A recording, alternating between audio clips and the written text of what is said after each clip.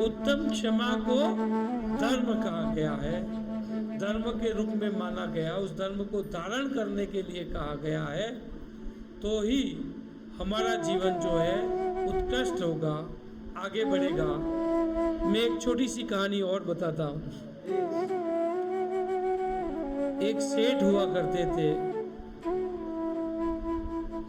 उस नगरी के वो माने हुए सेठ थे। उनकी कीर्ति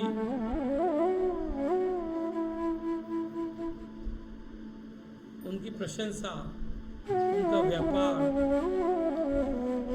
उनके नियम और उनकी क्षमाशीलता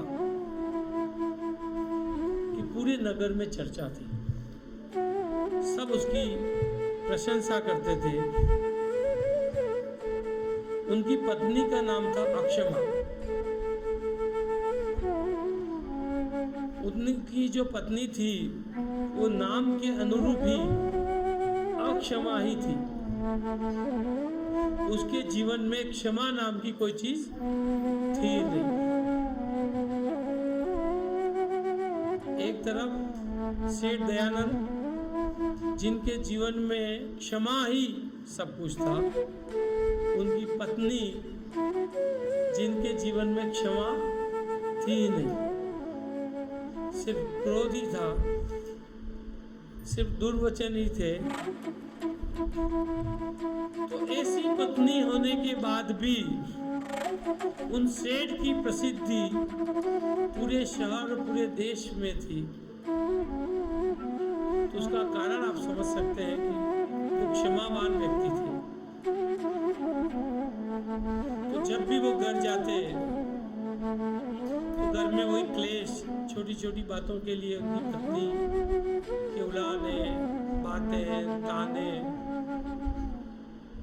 बहुत सारी चीजें, जो क्रोध होता था हमेशा प्रकट होता था। और वो सेठ जो थे उसे शांत मुद्रा में हंस करके, टाल करके, उस बात को इग्नोर करके निकल जाते थे।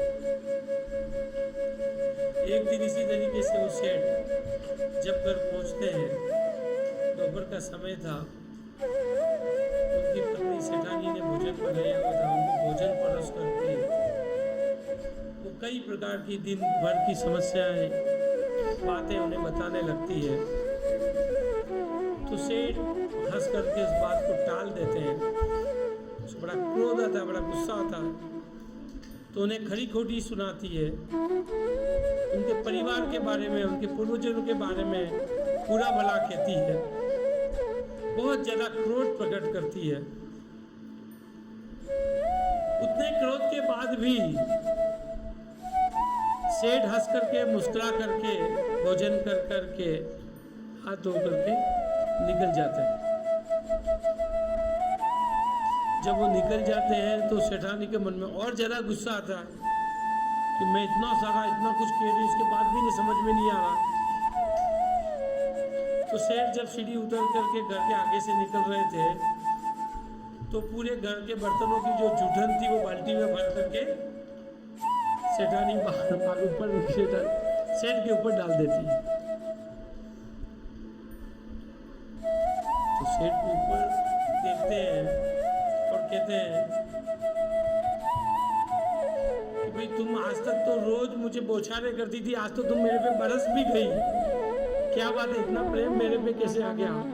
ये कह करके वो वापस ऊपर चले जाते हैं। तो सेठानी बड़ी लज्जित होती है कि मेरी गालियों का असर तो नहीं हो रहा था, लेकिन आज तो मैंने जूठन डाल दी तो भी इस पे असर नहीं हुआ। तो अपने कृत्य पे लज्जित होती है। वो सेठ से क्षमा मांगती है और ये कहती है कि मैं आज के बाद आप पे क्रोध नहीं करूंगी। आप वास्तव में, आपका पूरा शहर जो आपकी प्रशंसा करता है, आपकी क्षमाशीलता पे जो लोग आपकी प्रशंसा करते हैं, वो आज मैंने उस बात को साबित कर दिया कि आपसे बड़ा क्षमाशील व्यक्ति कोई हो नहीं सकता। तो अपने नाम के अर्थ को छोड़ करके वो भी क्षमाशील हो जाती है।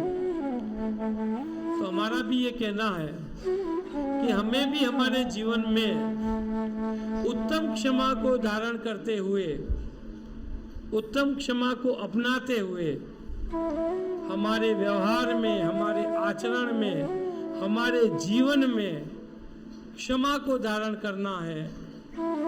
वेर, क्रोध, द्वेष को निकाल करके फेंक देना है। सिर्फ क्षमा ही धारण करना है, तभी हमारा जीवन सफल होगा, तभी हम मोक्ष मार्ग तक पर जा पाएंगे, तभी हम जीवन की उन्नतियों पर पहुंच पाएंगे।